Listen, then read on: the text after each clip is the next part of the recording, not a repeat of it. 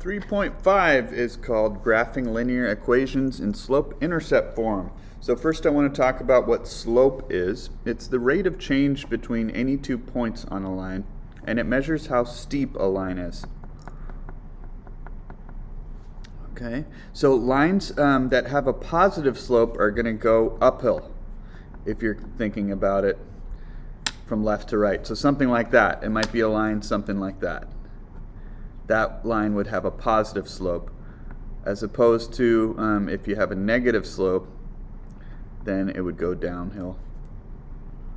And I'm talking about from left to right, reading from left to right. Okay, so for slope we often use this lowercase m to represent slope. You can think about it as rise over run. Okay, so rise describes the change in the y coordinates, because the y coordinates of any point on a line are going to determine the height of that point. Okay, so there's a formula for slope. If you want to find the rise, you're gonna take your two y coordinates of any 2 points on the line and subtract them.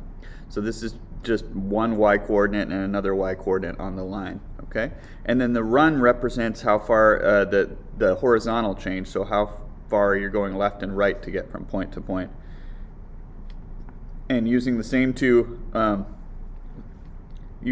ordered pairs, you'd subtract the x's in the denominator. Okay, so the most common mistake that I see with people finding slope is they get this flipped upside down. So you need to subtract the y's in the numerator on the top of the fraction and the x's in the denominator on the bottom of the fraction.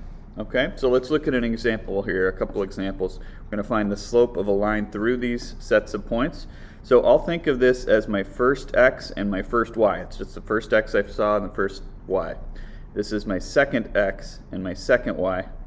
Okay, and now I'm going to use this formula that I have here. So my slope, I'm going to subtract the two y's on top.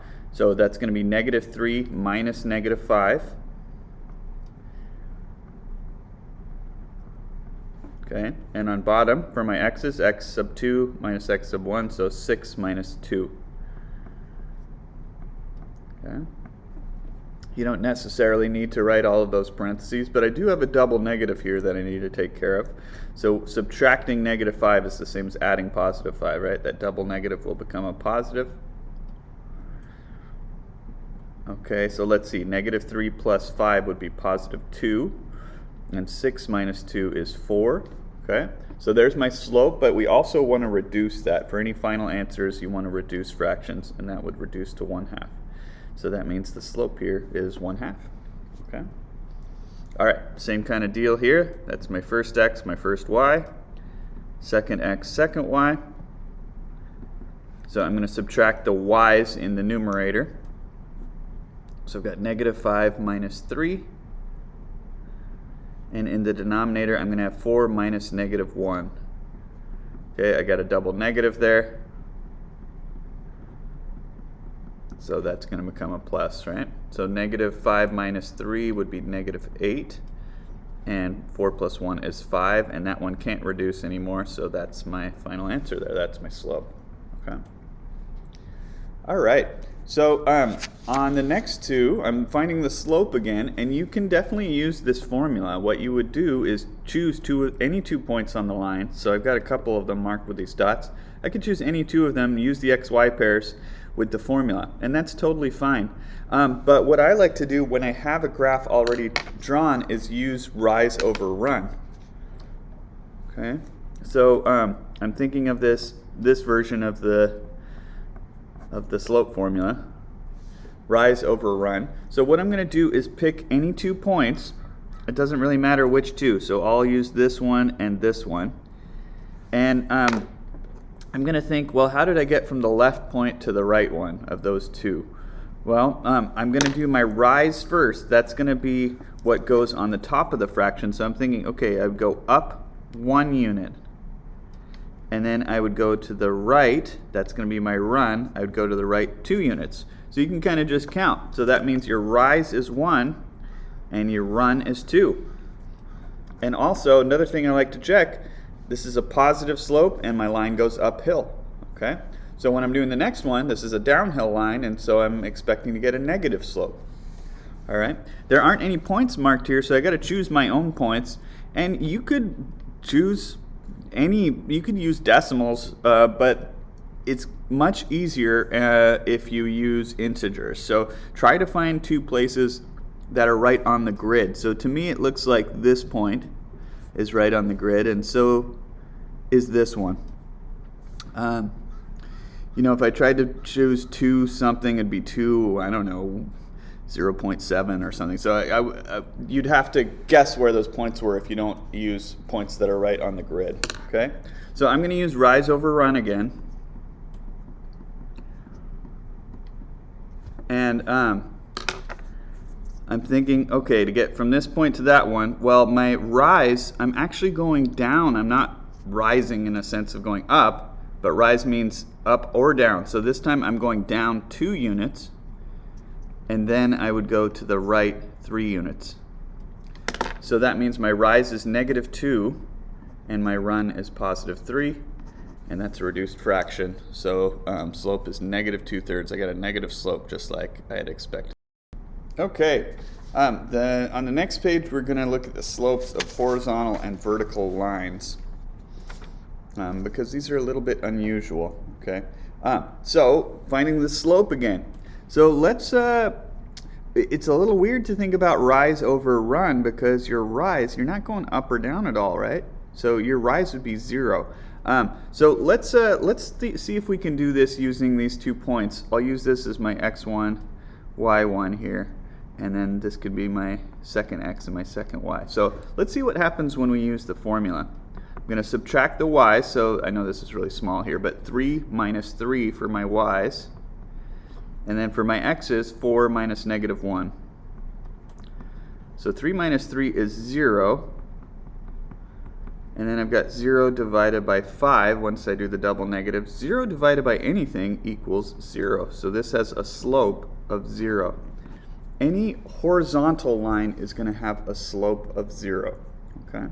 This one's not going to have a slope of 0. Let's try the formula here.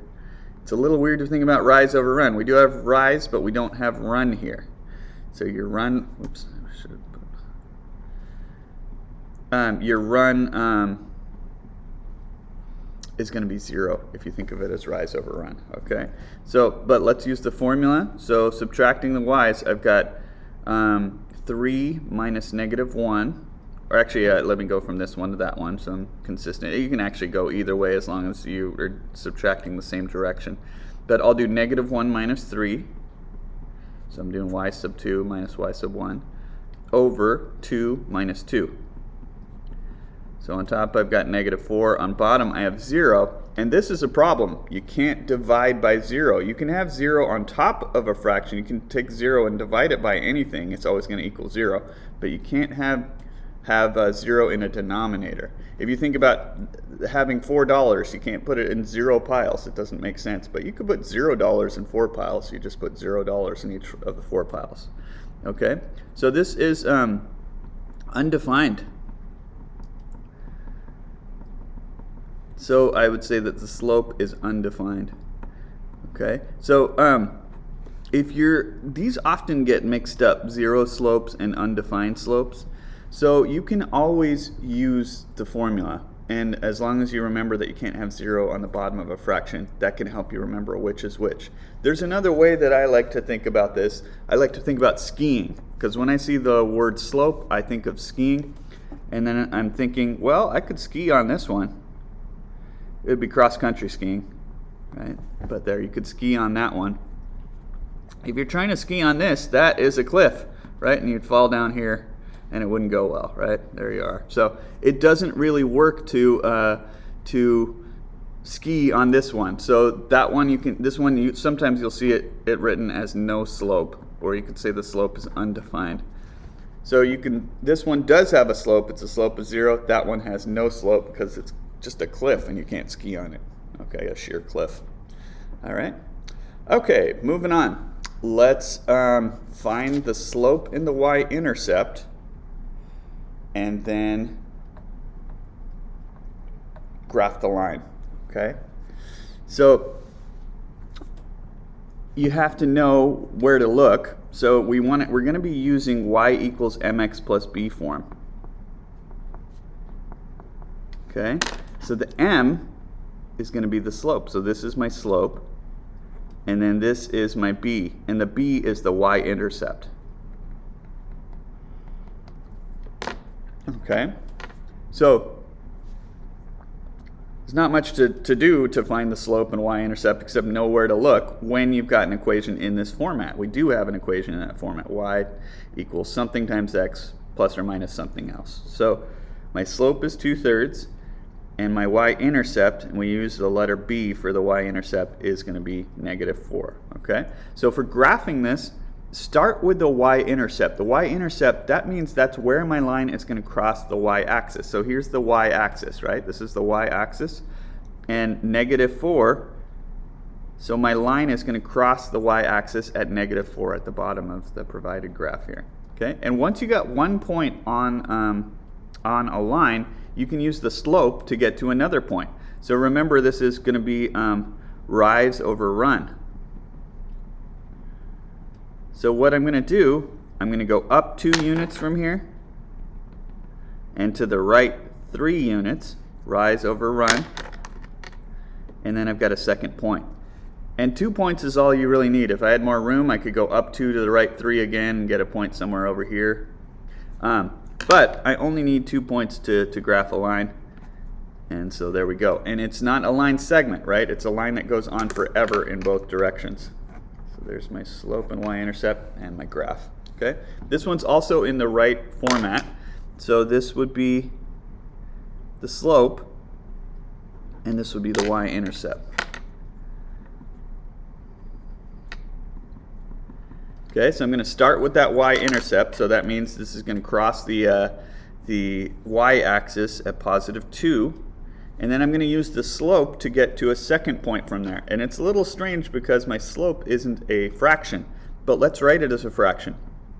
You can always put any number over 1, right? -3 over 1 equals -3. So now I've got a rise and a run that I can work with. Okay, so from here I'm going to go down 3 units, 1, 2, 3, to the right 1, and then I should find another point on the line. That's enough to graph the line, but I could go again down 3 to the right 1 if I wanted to. Okay, you could actually also go up 3 to the left 1. Up 3 to the left 1, I'd be off the graph here, but that would put me there. And that's because -3 over 1, if I put the negative on top, that's going to be the same as this, right? So there's 2 different versions, and you know, it just depends on the graph you have. You might want to go up or go down depending on how much room you have. It shouldn't matter. As long as one of the numbers is negative, then that will work out there. Okay.